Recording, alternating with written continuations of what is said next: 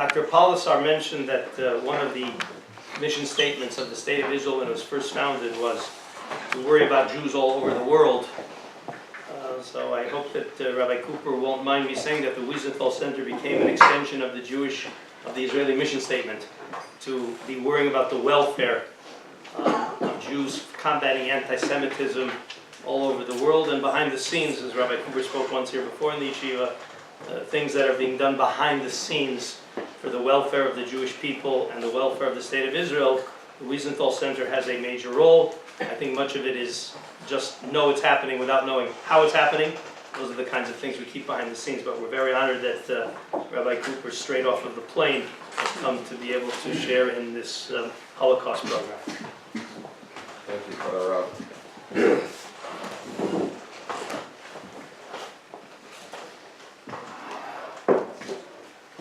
You know, we just mentioned, Rabbi Karnitzky just mentioned about that the Wiesenthal Center is an extension of Israel. So I remember two things come to mind. Once, my last trip to Russia, I was in the Soviet Union in 1972 already.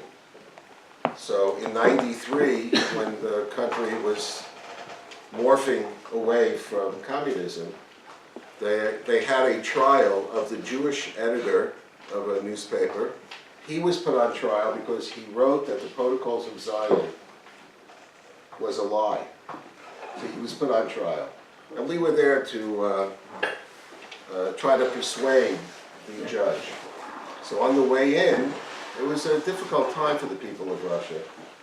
There were some Alta Budichkas there who didn't particularly like Jews, and they saw my yarmulke.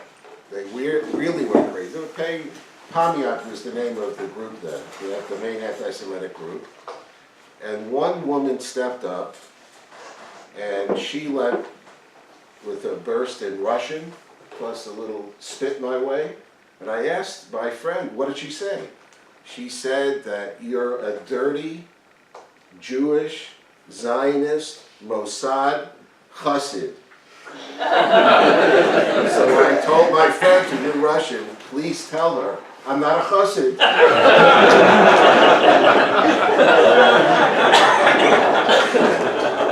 The second story, based on what you just said, was, you might recall, there have been so many thousands of terrorist attacks in the world. One of the most difficult to solve was almost simultaneous attacks in Spain on various trains in and around Madrid.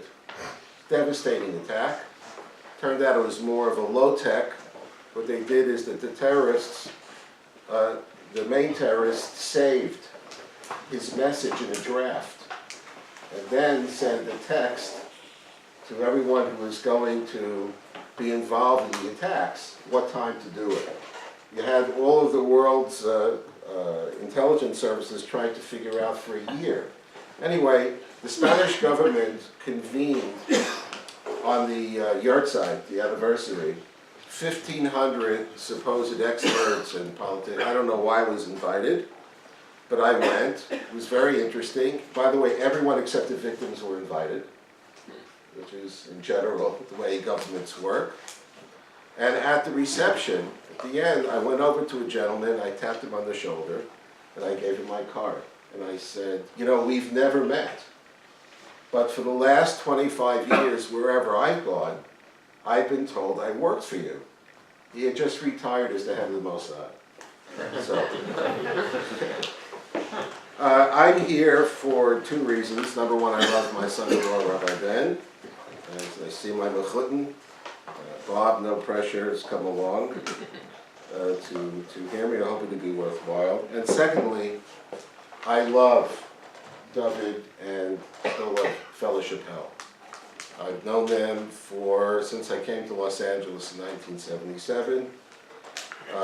There's a lot to say about them. I was going to say it at the end, but I think I'm going to say what I have to share about them right now. So, first of all, if you ever saw them together, just an amazing couple. Fella, I'm still convinced she's 90 something right now. If you woke her up in the middle of the night and she came down to see you, she would all be perfect. She is the consummate lady, but also someone who was able to give Adal Ramos a mascara for David. David Shapell, I always felt, the man I knew and loved, you could see, you could feel the burden that he carried on his shoulders.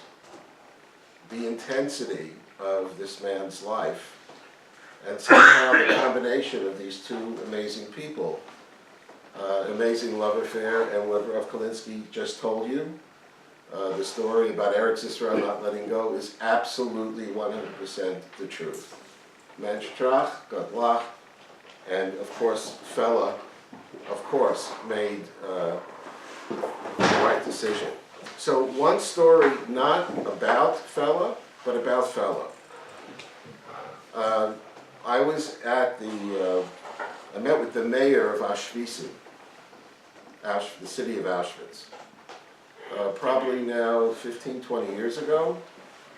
Some chacham there decided they were going to use one of the outlying Auschwitz buildings where slave laborers toiled and died. They were going to make it into a discotheque. And so this is one time I just had to get on a plane and play the role I do so wonderfully as the ugly American. And the mayor was very solicitous, brought me an art book.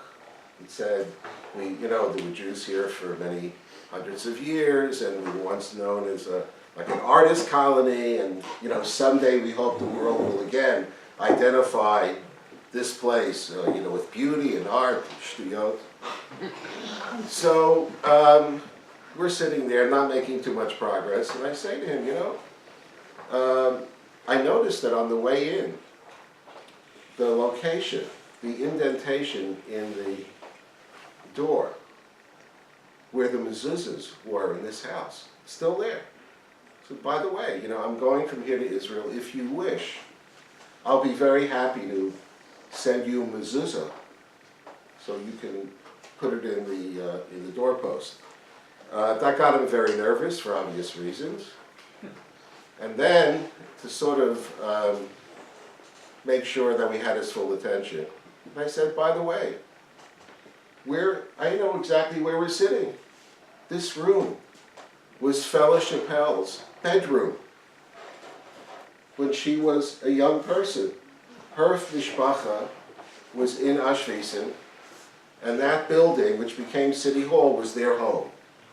Needless to say, the mayor cut to the chase, did what he had to do, and was just holding his breath, hoping that the next line out of the Jewish rabbi would be, "The keys, please." That wasn't for me to say. About David, everybody who knew him has many memories, but the main one that I will always remember was when we went to Poland with him. We went to Wobro, the town that the family came from. And I'm sure this is true now in many locations throughout Ukraine and Poland. We walked from an area not far from a couple of apartment houses down a ravine. And you felt like you were going to a place where something horrible happened. And David, we came with him to where his mishpacha and other victims were reinterred at the end of the war. He said Kaddish. And it was during that time where he shared some of the details. But whenever I saw David in a private moment, I would keep coming back to the aspect about his life. Because besides being a victim of the Nazis, he spent a lot of time killing Nazis. He joined the Soviet military and he fought across Eastern Europe. And again, for us, we only hear stories. It's so, I think, virtually impossible, even with the movies and the first-person testimonies. But what he described as a soldier in the Soviet army, he said, you didn't get very close to the people around you because many of them wouldn't be around the next day. He said what he experienced was you literally did not know from one day to the next if you were going to survive. Just to give you a little idea of how the Soviet military worked, and maybe it took a tyrant like Stalin and company to defeat the tyrant of Hitler. Marshal Zhukov, he had an interesting shita in battles. When they came to a minefield, they never stopped. I asked him, why do you have that approach? He said, look, you can have situations where the enemy is going to send artillery down on your soldiers. You don't stop for them. Why would I stop for landmines? So what David Shapell experienced, fueled by an anger we can only slightly fathom and associate with, was that every single day was a day when you went to confront the enemy, and as far as whether or not you would survive or not, it wasn't even a question, but at least he was hitting back at the enemy. So the man that I knew, David Shapell, he had this intensity, he had the burden on his shoulders, he had, if you looked into his eyes, a person who had experienced so much, but as Rav Kalinsky pointed out, that he wasn't going to be a victim. He survived the war, and for him, the future of Klal Yisrael, the rebuilding process, was just a given. It did not mitigate everything that he experienced. I don't think it ever eased the anger or the pain, but he and Fella were completely devoted and dedicated to Klal Yisrael, and starting first and foremost with the State of Israel. And he was very realistic about the Poles and other groups that he had been sometimes fighting alongside, and their own native anti-Semitism. He was an unbelievable realist, but when it came to his own people, he was ferociously kind. And also, I think, very clever and insightful strategic about his investments.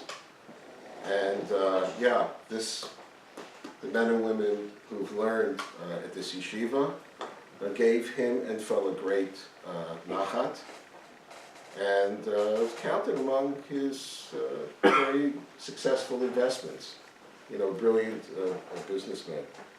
And maybe just to, before I get to a little Dvar Torah about Amalek, maybe to repeat one of the shortest Divrei Torah. My son-in-law has probably heard it 30 times. And I heard it from Shlomo Kalbach. We sing all the time, Hazorim b'dima b'rina yitzorah, right? It's a beautiful line. Shlomo said, I heard differently. He heard a Hasidic word. I don't remember if he gave the name. He said, no, that's not what David HaMelech meant. We don't read it correctly. It's Hazorim b'dima b'rina yitzorah. I think that's what David Shapell is all about. The dima, the tears, the anger of what had taken place, never left him, but his commitment to a revitalized Jewish life, and the love of Klal Yisrael, and the love of Eretz Yisrael, helped not only sustain him, but help him continue to grow for decades. And one last thing, I don't know if you ever experienced it here, but he was a board member, founding board member of the Wiesenthal Center. He would usually last for about 15 minutes in his seat. And after that, you'd hear him sort of rumble and say, "Rabbi," and he would go pacing back and forth, but he was already plotting something good. We were the good guys who were never worried about it. But I always saw, I never understood fully how powerful a man he was to be able to carry that load and not be crushed by it. Amazing, amazing people. So it's an honor to be present again at the Yahrzeit. So my good friend, Rabbi Yahrzeit, told me over a medrash, and I'm not being coy because he couldn't remember this particular medrash, but I think it's quite relevant. So it's medrash about Amalek. And it points out, of course, that in Ki Tetzei we're told to blot out the memory of Amalek, and in Bishalach it says HaKadosh Baruch Hu will. Within that medrash, there are two opinions about Amalek that describe them. One likens Amalek to a fly, and the other likens Amalek to a mad dog.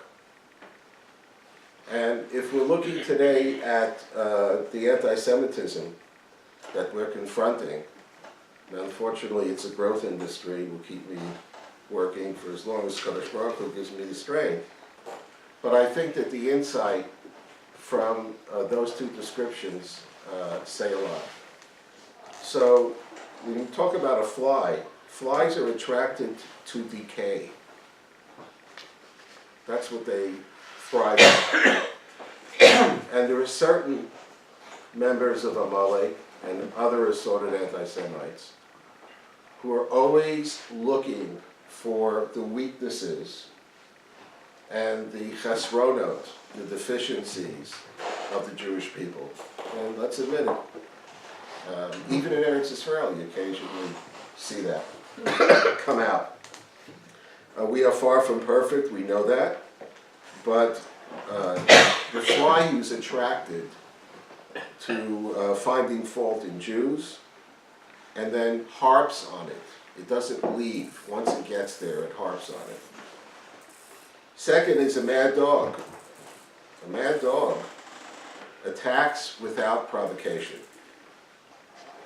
And if you look at Rav Hirsch in his explanation about Amalek, he sort of, without alluding directly to this medrash, basically says that if we take care of the first category, well, we can do tikkunim, we can be better people. We can take care of the flies, then HaKadosh Baruch Hu will take care of the mad dogs. And unfortunately, David Shapell, he experienced both. In pre-war Poland, no one had to teach that society how to hate Jews. Not everyone did. It was a complicated place. But the fact that before World War II there was actually an anti-Semitic party, that was their whole platform. And the behavior of some Poles during the Shoah, the largest number of righteous Gentiles in World War II, that Hashem is recognized, were Poles. And unfortunately, probably the largest number of people who murdered their neighbors, unfortunately, also came from that society. And then he experienced in his fight across Europe as a soldier, he took on the mad dog every single day, not knowing if he would persevere or not, but knowing that he was kind of a special person because he was not going to go down as a victim. So this Sunday is International Holocaust Memorial Day. January 27th was selected because in 1945, on that day, the Soviet troops entered Auschwitz-Birkenau. And I can't be 100% certain, but you know, we use the term liberated. But liberated, we talk about liberating camps, and we have a Hakara Sakol for every soldier who came into every camp and may have helped a Jew. But as far as I know, there was never any military plan to go, you know, to try to find these. The intelligence services knew where these camps were. The military was never given any long-range responsibilities. You know, we've heard there's a place called Dachau. We got to bypass everything else and get there and open the gates. That's not the way it happened. But nonetheless, January 27th is an important date. And starting now and through Sunday, around the world, and especially in capitals in Europe, there will be official programs with heads of state, religious leaders, politicians, remembering dead Jews, 6 million dead Jews. Usually, some of the programs already don't even mention the word Jew. My basic attitude about these programs is that I would like to sort of put one rider, one prerequisite for any of these programs. If you want to stand in silent salute, solemn salute to dead Jews, you have to show Derech Eretz to live ones. And right now, that's far from guaranteed. In fact, I was, today's Thursday, Tuesday I was in the Parliament in London, and I met with a wonderful member of Parliament, Dame Louise Ellman, who's Jewish, proud of it. She's a Laborite.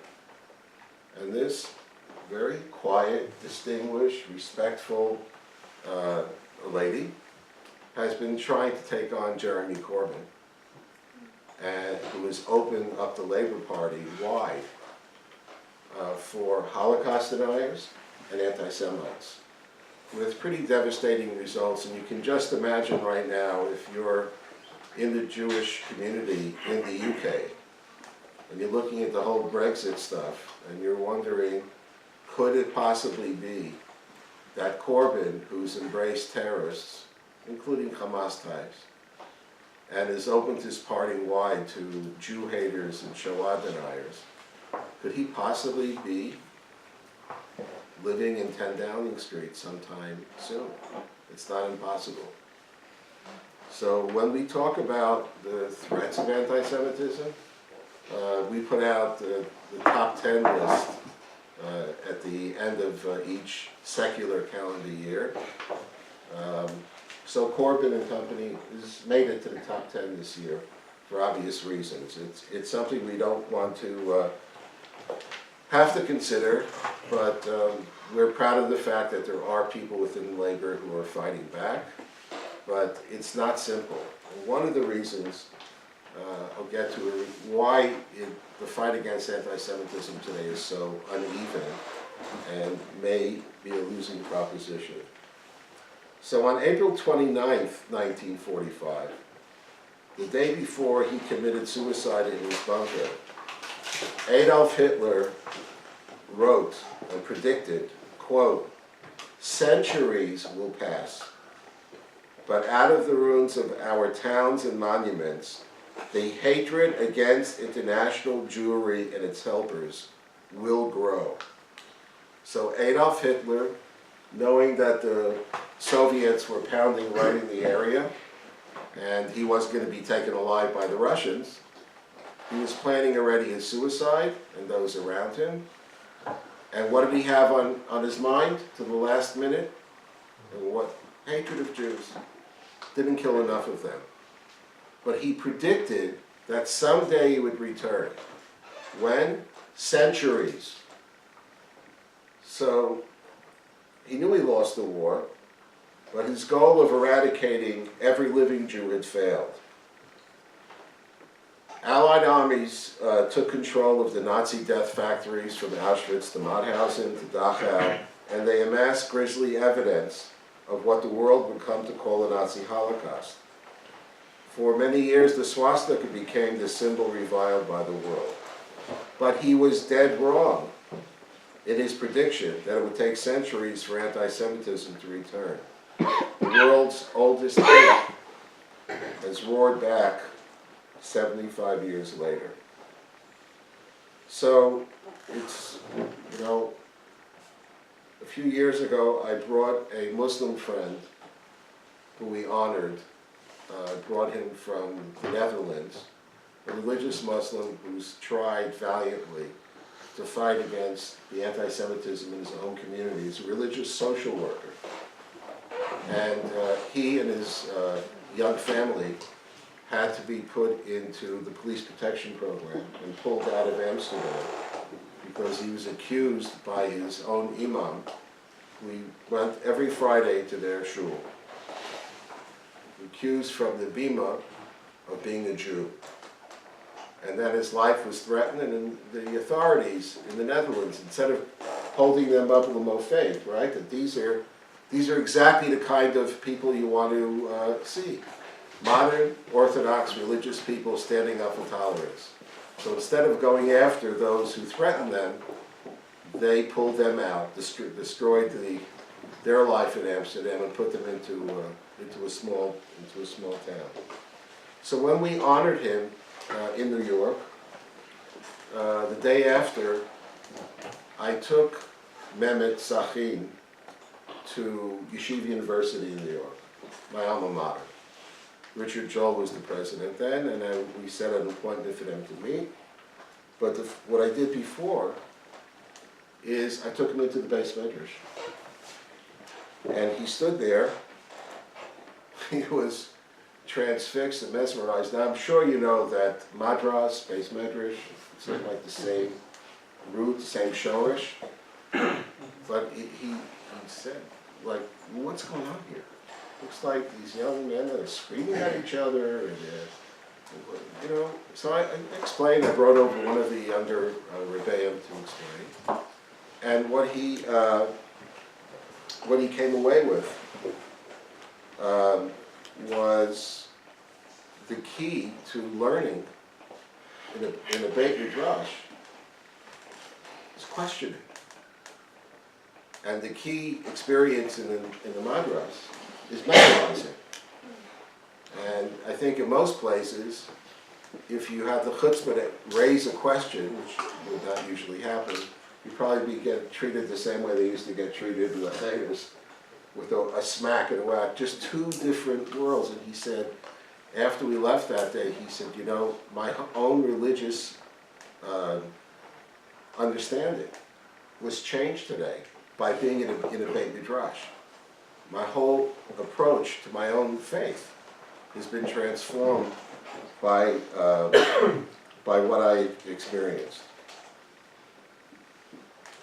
So I just I wrote down here a couple of pointers about what was it that Hitler didn't know, what are the points of reference for us to understand the battle against anti-Semitism today, and what we might be able to do about it. So, number one, as we know, time is the enemy of memory. And ignorance is the enemy of knowledge. So there's been a recent poll taken in the United States about the growing lack of knowledge and awareness about the Shoah in the U.S. 22% of millennials, and those who are sitting here, I please apologize that I'm not meaning to rag on you too much. 22% of millennials in the United States never heard about the Shoah. For us, never forget the 6 million has been a mantra for decades.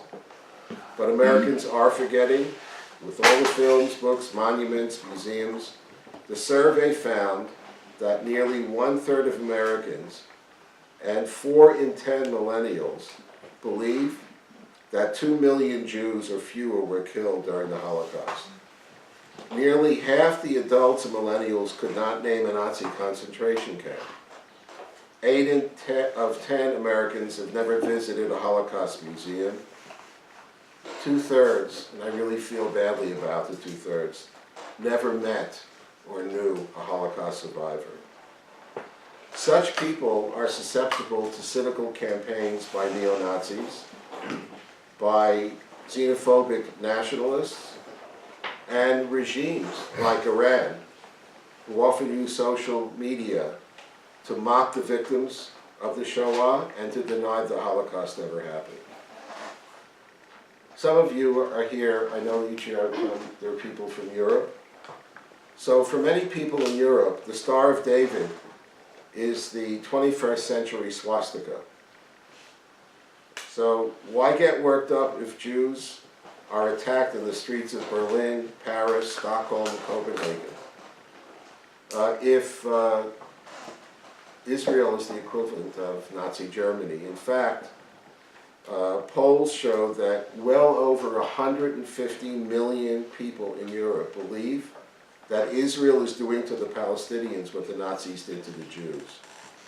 Arab and Muslim nations long ago hijacked the UN to demonize the Jewish state. Much of the mainstream media in Europe promoted the same lie. European diplomats should have led the counterattack, but beyond speeches on Holocaust Memorial Day, few have acted when it mattered most. I'll give you one case in point. He's really a nice guy. His name is Heiko Maas. Anybody know who he is? So I met him when he was the justice minister in Germany. And because I also studied in Beis Medrash, I made the mistake of asking a question.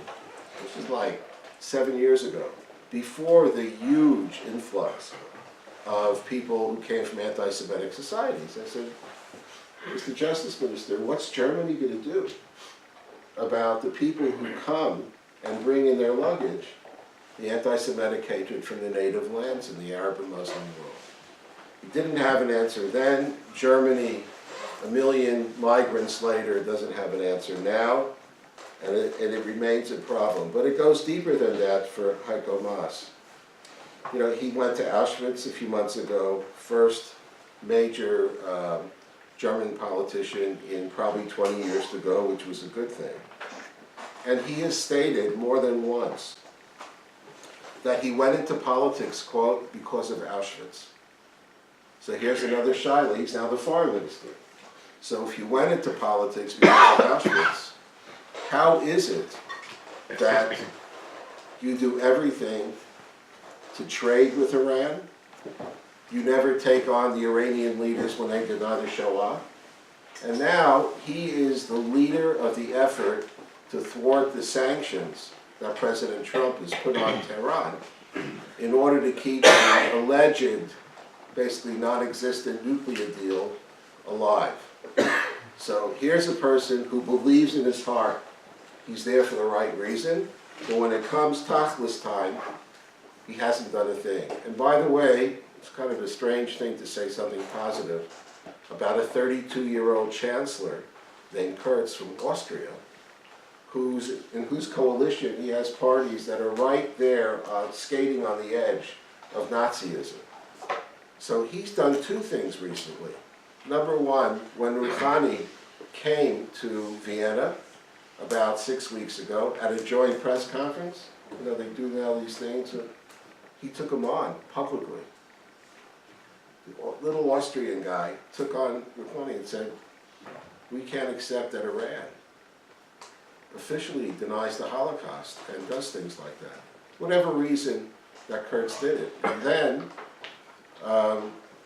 probably the most prominent elder statesman of Jew hatred in the world is the guy who simply will not die. His name is? No, George Soros is like, well, yeah, no. You have to say that a person who's now been twice the head of his country, Mahathir, in Malaysia, he simply hates us. I don't know if it was which British school he went to when he was a kid, and his most recent act last week was to ensure that Israeli para Olympic members would not chas v'shalom come and stain his land And people say, well, you know, Israel, and blah, blah. He was just given an honor at Oxford Union the week before. So I'm old enough to remember that in 1984, the New York Philharmonic was coming to Malaysia, Kuala Lumpur, to have a couple of concerts, goodwill gestures. And he was the prime minister then. And that Mamzer said then to the New York Philharmonic, don't you dare come here and play any music by Jewish composers. So we have these anti-Semites, as they call them in the UK. So they gave him an honor in Oxford Union, but 32-year-old Kurtz took him on at the joint press conference. Very interesting. But that's the exception that proves the rule. So, Baruch Hashem, you're here in Israel, but you probably know that in the United States, hate crimes against Jews in America have soared. The New York PD, Police Department, came out with its 2018 report. It is absolutely shocking.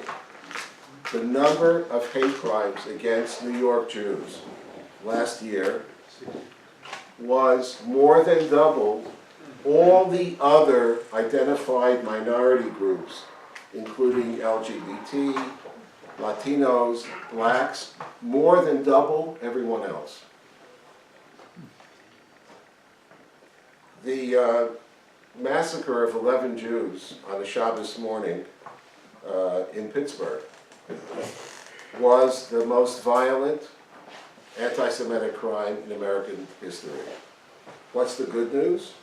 Many, many non-Jewish neighbors, of course in Pittsburgh, showed amazing solidarity. Even in LA, there were non-Jews who came to shul the following Shabbos. Just wanted to show a sense of solidarity. I know some families in our shul didn't come, but some non-Jews did come. And that's still one of the unique aspects of the United States. But on the other side of the ledger, the murders also inspired neo-Nazis, extreme members of the alt-right movement. So on Hanukkah, you had a spate of desecration of menorahs across many campuses. And as you know, U.S. campuses ground zero for a lot of vicious anti-Israel and anti-Semitic, the BDS campaigns. Which brings me to the last point of why, if you're considering Aliyah, it wouldn't be such a bad thing. And that is, you know, when you think about in a democracy like America, who would be the red line to contain the hate? We would think churches, and there are many Christians who've been outspoken, but there are also some church groups that have completely adopted the Palestinian narrative and are promoting BDS and other extreme anti-Israel and anti-Jewish activities. Academia, same thing. Politics. Shimon Peres, alav hashalom, he found out personally at a certain point when he came back to the international socialist meetings, when it came time for them to really speak out against the terrorist attacks against Israel and the Jewish people, they flinched, they punted. So we have in America now some real challenges in the political system. First, the Republicans, and I'm not talking about Trump today, I only have 45 minutes, and besides, I'll just say that my approach to my job is that every day is Purim. That's my yesod. But there are some specific things that have happened in the last 20 months that are very disturbing. In California, Northern California, there was a Republican candidate who ran, who is an overt denier of the Shoah. You don't have to say anything more to an audience like this. In Chicago, there's a man by the name of Arthur Jones, a lifelong Nazi. He's kind of an older guy now. His website is really not so much up to date. he won, unopposed, the Republican nomination for the 3rd District in Illinois. What we did is I came to Chicago and we did a joint press conference with 8 African-American clergy and the highest ranking Republicans we could find, along with Democrats. Front page of the Chicago Tribune. Whatever you do, don't vote for Arthur Jones. Got to vote for the Democrat. He would have won anyway.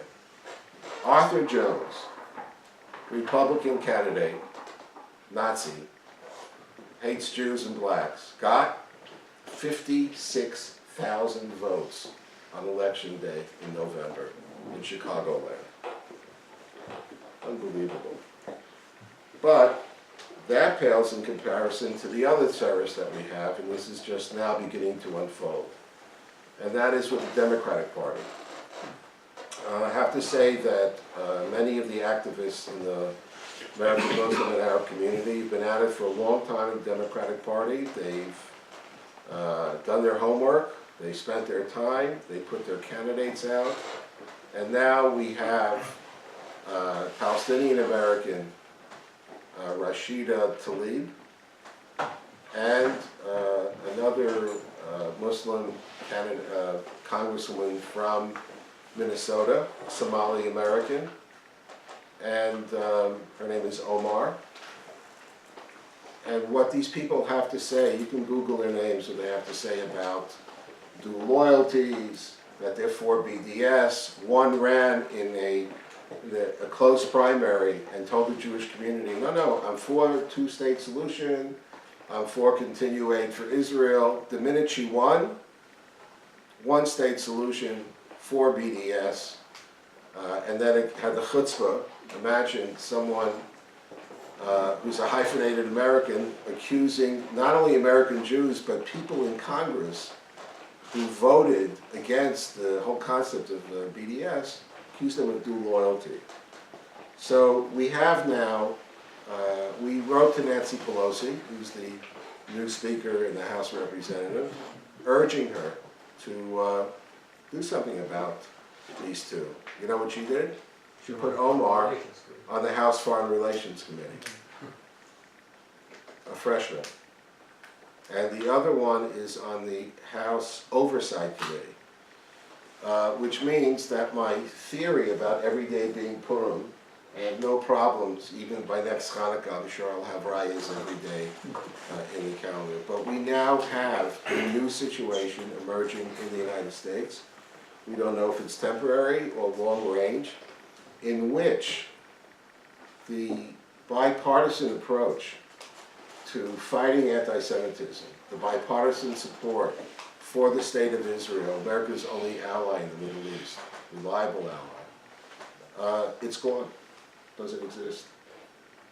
And I would just say, again, the kid circus, I went over a few minutes, in terms of what we can do about it. So I do say to people in the States, you know, take your kid on Sunday to a Holocaust museum like ours, or to a synagogue, and meet a survivor, or we still have access to them. Read the Diary of Anne Frank with your kid. Maybe the most important thing any parent of any religion can do with their child is to actually say to them, the Holocaust proves that there is evil in the world, and there are evildoers in the world, and that good people have to stand up and confront it and fight it. That may sound like olive base to us, but believe me, in the society I currently reside, that is not an automatic. But I would also say for the people here who will have contact with the non-Jewish world, maybe going back to societies, I actually do believe, especially in the United States, that if our enemies want to try, like Farrakhan, want to push us into a corner and build a bigger wall and get more armed guards to go to shul, on Shabbat morning, we need all of that.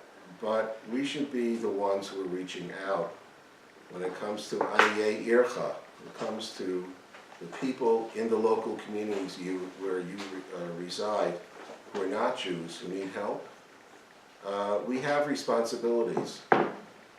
First of all, I think it's a mitzvah to do it. Secondly, it's an important strategy that we have to change the narrative about Jews. We can take care of the Amalek, that's a fly. We have to be smart in how to do it. I think if we live by Torah values, you find ways to deal with the fly. And as far as dealing with the mad dogs, Baruch Hashem, today we have the state of Israel. And I think, according to most deis, Kadosh Baruch Hu's, we see his lack, the opposite of Hester upon him every moment of our lives. Here, you really have to be blind, deaf, and dumb not to see it. There are people who choose not to. But we live in a great age where we have an opportunity to really make a difference on that first part in the war against Amalek. And we know the senior partner is just waiting for us to live up to our part of the bargain. When we do, then the future for Klal Yisrael will be assured. Thank you.